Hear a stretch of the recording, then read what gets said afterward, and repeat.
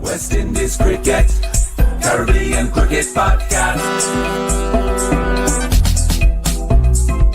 West Indies Cricket, Caribbean Cricket Podcast. Yes. Santoki can't be with us today. He's dealing with some stuff. So I said to him, I'll just run up a quick live reaction to day 2. I'm on half the Caribbean Cricket Podcast, Machel St. Patrick Hewitt. Most of you listening and watching this know that by now, but I'm fairly certain that every single time we do a show that somebody brand new locks onto the channel. And if that is you, like, share, subscribe, etc. Tell a friend, tell a friend, tell a friend. Become a patron. We haven't been doing watch-alongs. I haven't been doing watch-alongs for a while because I can't be bothered. It's long. But what I do is that if I'm not doing a watch-along, I'm in the Caribbean Cricket Podcast Discord group. If you want to get inside the Caribbean Cricket Podcast Discord group and chat along with people whilst the match is going on, then become a patron. For as little as $2, whatever your currency is per month. I'll send you the Discord link and come join in the fun there. I think we've got over 100 people in the Discord at the moment, or certainly close to it, if not already. So that's always an option. But all that said, I am doing a watch along tonight. So if you're somebody who likes watch alongs and likes to partake that way, I am doing a watch along of the first session of the 3rd day. The link has already gone out. If you're already subscribed to the channel, hit the notification button. Then I'm sure you already know that the link has gone out for the watch along. So yeah, looking for that tonight in about 5 hours time or so on and so forth. Dropped a new video today as well. The edit, Big Up Rising Bowler's dad, who does all of the edits on that. So you will have seen the edit of the Caribbean Cricket Network trip to the Net in South London to play high pace. So yeah, you can do all that. So anyways, listen, let's talk about the cricket, talk about day 2. New Zealand resumed on 24 without loss at the start of day 2. And they were bowled out for 278 when all was said and done, batting a total of 74 overs. We actually batted more overs than them, but we obviously made less runs. We were bowled out for 205. New Zealand were bowled out for 278. Now, let's focus on that 278 first things first. When Santoki and I did the day 1 review, I asked Santoki a question and I said, what is the maximum you think we can allow New Zealand to make? And Santoki said 300. I said 280. So we're roughly around the same ballpark figure.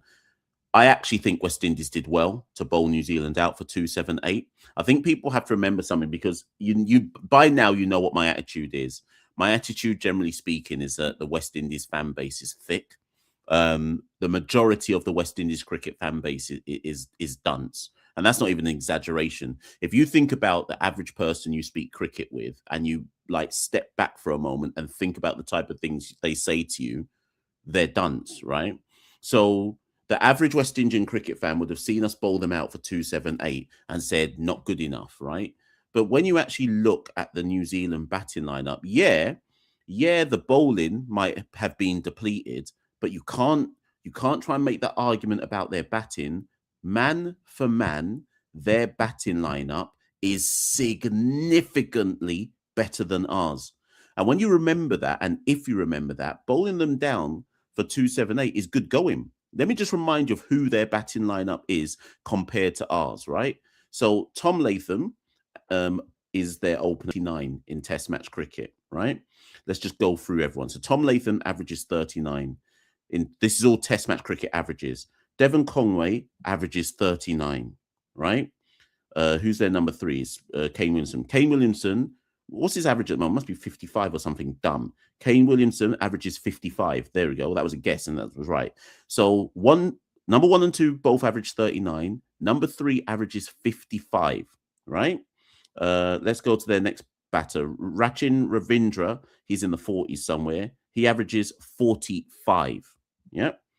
Are you not listening to this? 45, right? Who's next in their batting line? Daryl Mitchell in Test match cricket. We know what he does in ODIs. Daryl Mitchell averages 45. Are you listening to this? So that's their top 5. These are the averages of their top 5. 39, 39, 55, 45, 45.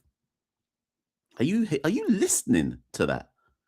We can't even find a man to average 30, right? So when we restricted New Zealand to 278, I was like, yeah, we're up.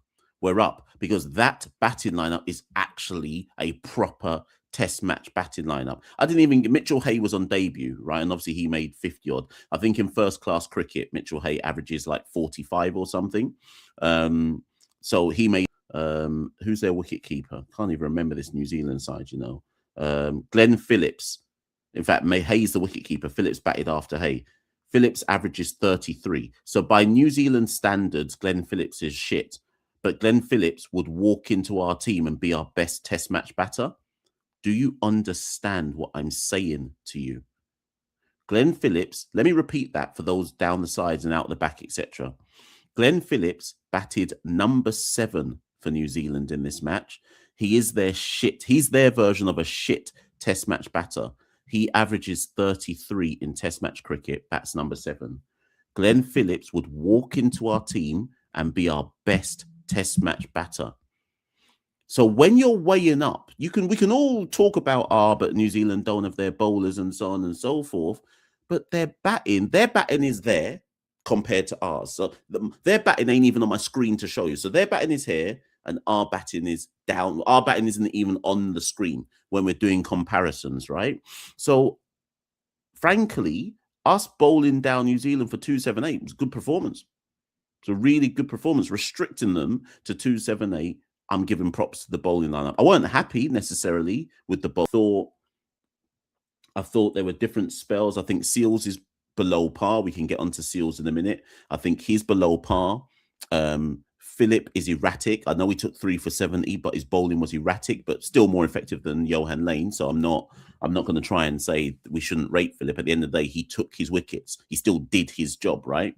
OJ Shields was good up front, to be fair, but he's literally learning the game and was our best bowler, as he should be, because he is the one with the experience to actually know how to hit his length from over one, from ball one. Let me just read you the scorecard for the bowlers. Kemar Roach, 16 overs, 2 for 43, economy 2.68. Jaden Seals, 17.4 overs, 1 for 72, economy 4. OJ Shields, 14 overs, 1 for 50, economy 3.6. Anderson Phillip, 13 overs, 3 for 70, economy 5.3. Justin Graves, 12 overs, 1 for 28, economy 2.3. Roston Chase, 2 overs, 1 for 9. Yeah, that's all we need. Chipped him. Anderson Phillip, technically the pick of the bowlers with 3 for 70. The ball that bowled down Kane Williamson was an absolute peach of a delivery. Did Anderson Phillip mean to do that? No chance. But it was a peach of a delivery all the same, right?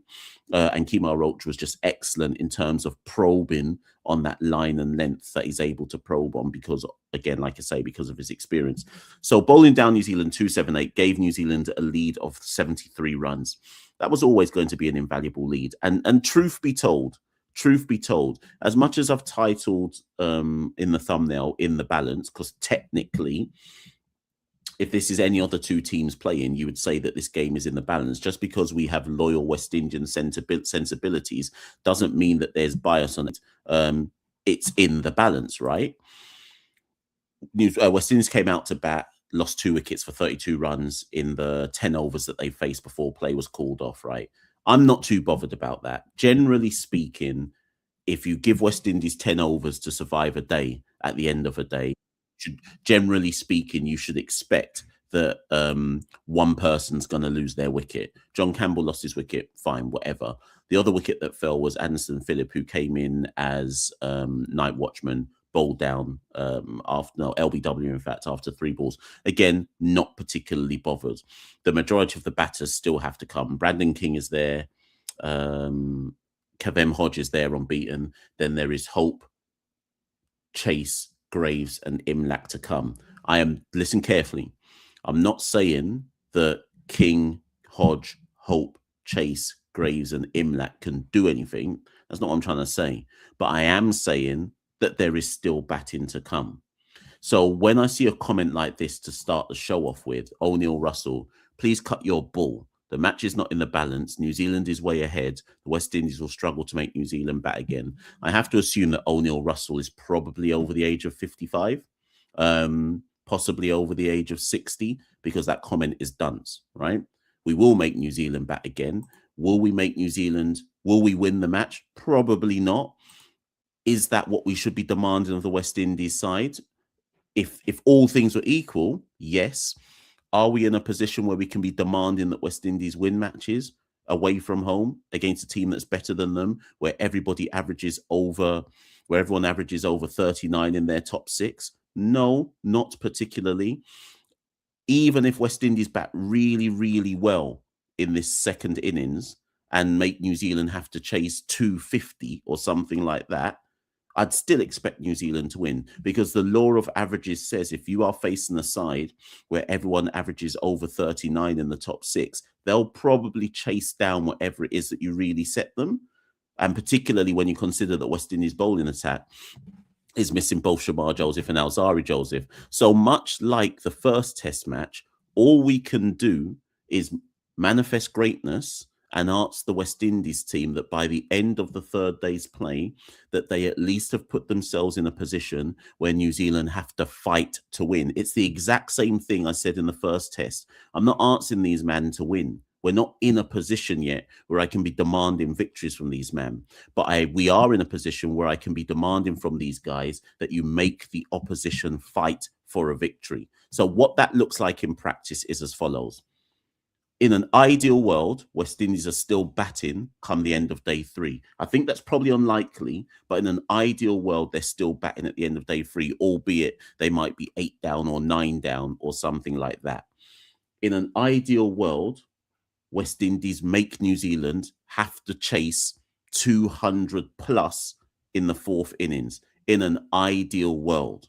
Now, for that to happen, they're going to have to score at least another, so we're 40 runs behind at the moment. So we're going to have to score something in the region of 275 plus to even really make New Zealand have to think about it. New Zealand would still be heavy favourites in that situation, but at least we would be making them have to do something to win the test match. For me, that's a reasonable expectation for this West Indies team. Try and bat as long as you can. And to be fair to them, to be fair to these guys, because again, I'm not sure how many people have been clocking it. Our last 4 test match innings, going back to Delhi, the second innings in Delhi, we have batted over 70 overs in each of our last 4 innings, right? So I think it is reasonable to ask these guys to, at the bare minimum, bat out 70 to 75 overs. If they bat out 70 to 75 overs, they'll definitely, you would assume, at least make 200 runs if they bat 70 to 75 overs, which then means that essentially New Zealand would have to chase something in the region of 175. But that's not going to win the test match. So what we're asking is, we're not putting no targets on them today. We're not putting no targets on them. All we're trying to manifest for today is that they bat the day. If they bat the day, regardless of how many will, if they see out day 3, we're in a conversation of some sort. It might not be a strong conversation, but we're in some kind of conversation. So that is the sole target for day 3. Bat the day out and assess the situation at the end of the day. Don't worry about runs scored. Don't worry about no target thing. Just the main target is, guys, we're batting session by session and we're seeing this day out. And then we go back into the changing room and assess what our options are going into day 4. That's all I want to see. That's all I want to see. So no discussion about targets, no discussions about how much runs do we have to set New Zealand. Sole target is see out the day. And let's see if they can achieve that. Now, there were some questions that have come up in the chat. Let's quickly turn to them. Some questions have come up in the chat. So Krish says, Jaden is struggling from workload overload. He plays too many formats, and so the test match line and length is slowly disappearing. His couple of wickets have been at tail enders and that one Yorker. So I'm not saying that that is incorrect. I think there are elements of truth in that assessment, but I think it's deeper than workload overload. I think his workload and the fact that he's now a multi-format bowler has definitely had an impact on Jaden. But here's 2 factors that people are failing to put at the forefront of their thinking with regards to Jaden, which goes past simple workload arguments. Factor number one, Jayden is on his first proper tour of New Zealand. So it's not just about workload. It's also about he's coming to New Zealand and learning on the job in New Zealand, right? He's not in home conditions. He's learning how to bowl to get the right line and length in New Zealand, right? So that's problem number one for him.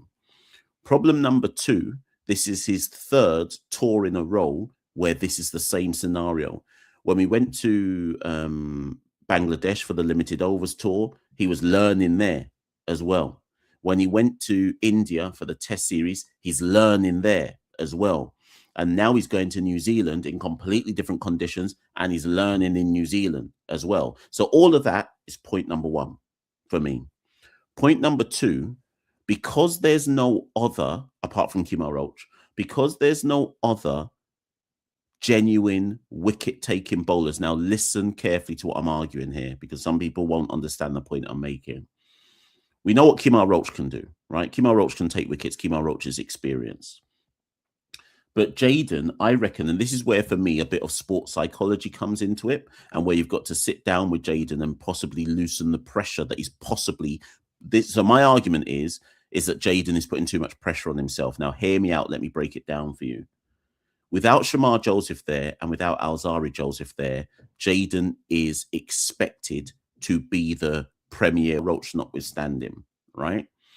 That means also that the relief bowlers, in this case, last test, OJ Shields and Johan Lane, this test, OJ Shields and Anderson Phillip.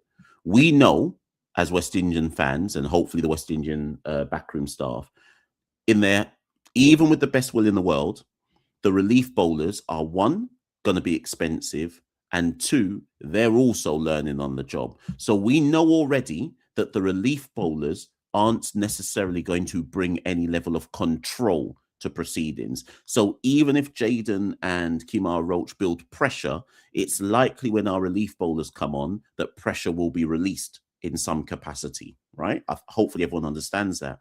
So if you're Jayden Seales now, there is extra pressure on Jayden Seales to have to make breakthroughs.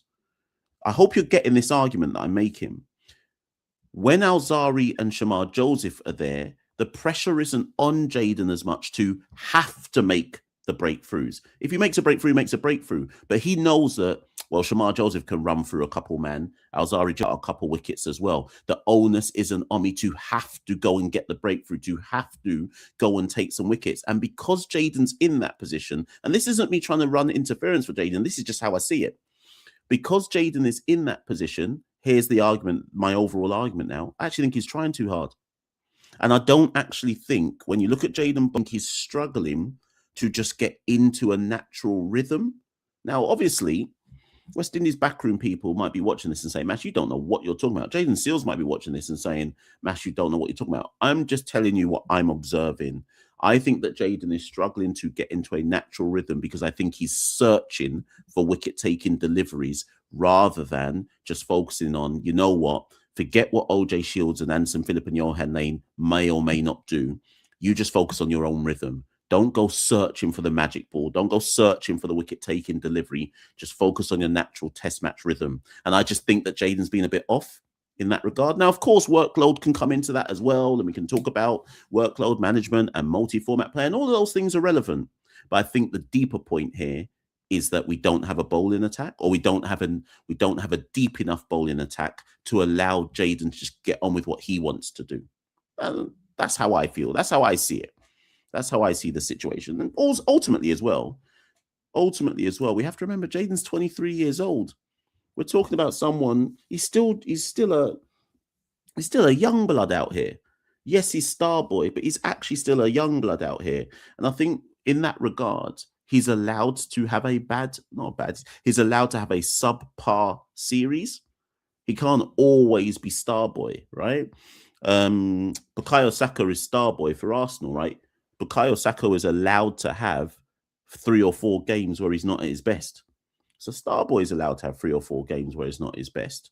But I think we possibly as a fan base have elevated him so highly that by default, we're putting high expectation and high pressure on him to always have to deliver. And because he hasn't in this test series now, people are asking questions. But sometimes a Ute man is allowed to be a Ute man, you know? Sometimes you're allowed to be a Ute man. In this case, allow him in. He's allowed to be a Ute man. It's just unfortunate that we don't have the depth to help him out.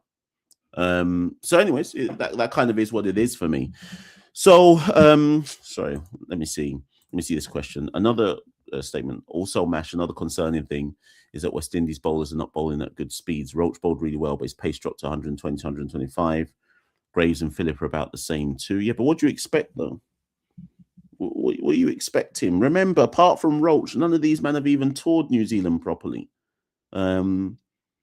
So, and this is that point I was making in the Santoki and I were making in the preview to the second test, right? Yeah, New Zealand have a limited bowling attack because of all the injuries they've got. But let's not get this twisted. This Michael Ray guy and Tickner in the first innings and Duffy and Folks, they know their own conditions. So let's not try and do the poverty thing with New Zealand. Their bowlers know their own conditions.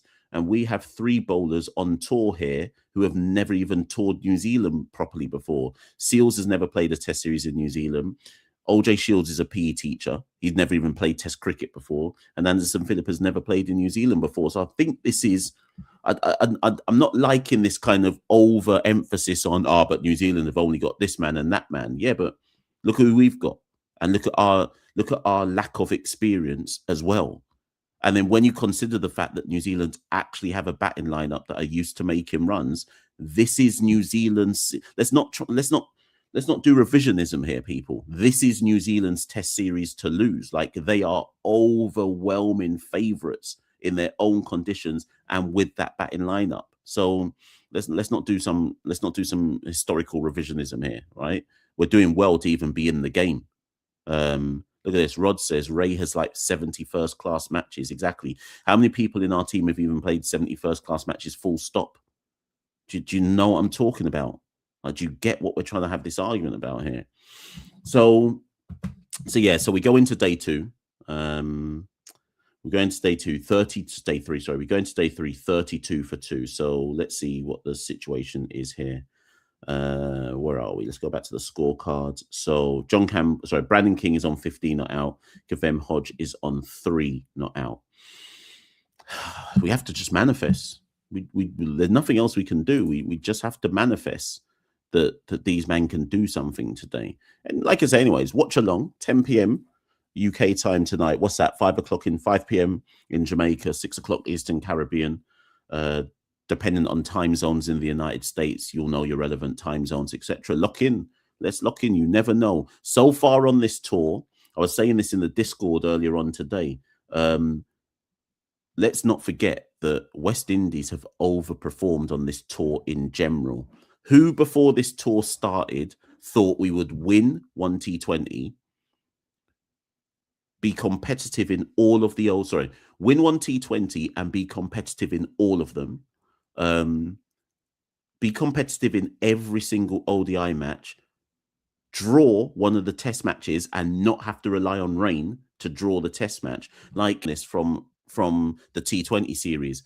This series, regardless of what goes on to happen in the second and third test, this has actually been above this tour. West Indies have exceeded my expectations in so much as they have actually been competitive in every single format, and arguably, apart from maybe one limited overs game, they've basically been competitive in every single game on this tour. That's exceeded my expectations, completely exceeded my expectations. So we have to just manifest and get behind the guys and see if they can try do a little ting tonight and take New Zealand there. All things considered thus far in this test, in this multi-format tour, they've done that. So why not believe that they can do it again and perform above expectations and perform above all odds and do a little something? So we have to just wait and see, you know. Anyways, last 2 minutes or so, let me just pick a few comments and then we're going to lock this one off. Like, share, subscribe, people, as ever. Send it into your WhatsApp, send it into your TikTok, send it into your Snapchat, send it into your Facebooks. Send it to whoever's yet to, know.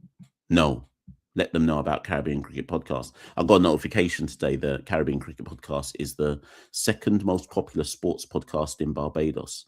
People don't know about Caribbean Cricket Podcast. We're outside, you know. Let me pick one more question.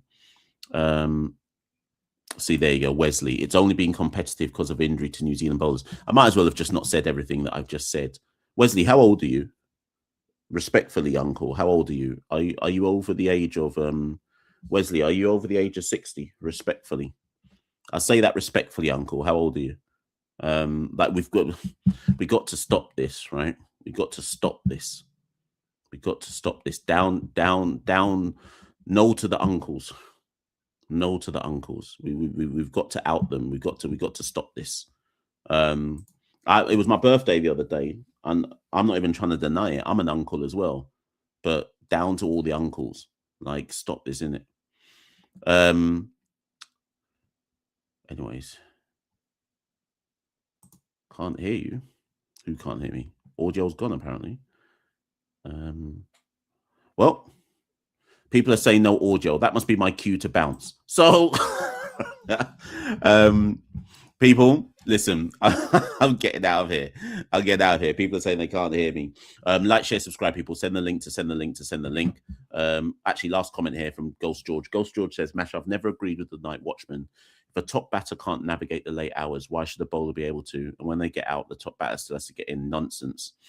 We sacrificed. Yeah, I'm not a big fan of night watchmen either. I think it's an outdated concept. I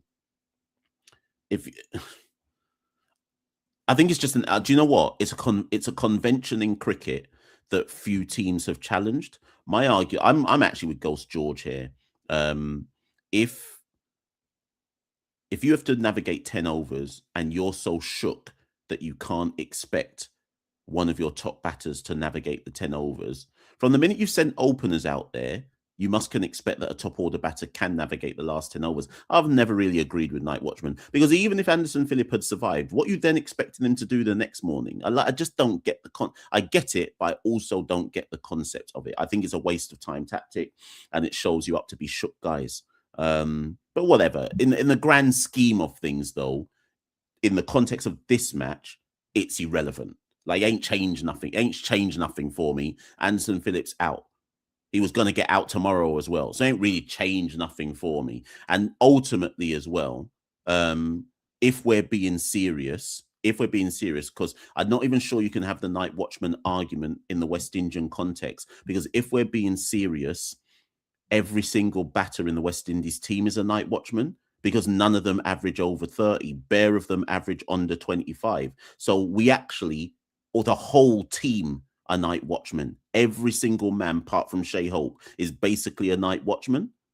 Really and truly. Like, to put this in perspective, if any of our players were in the New Zealand team, they would be in the team as designated night watchmen. None of them would be in the team for their batting ability. So how about that?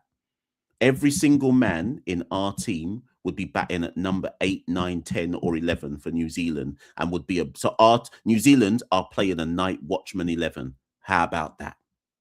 Ladies and gents, I'll be Machel St. Patrick here at one half the Caribbean Cricket Podcast. Lock in at 10 o'clock. I'll be back in 5 hours for the watch along. See you all then. Peace. Like, share, subscribe. All of that. See you soon.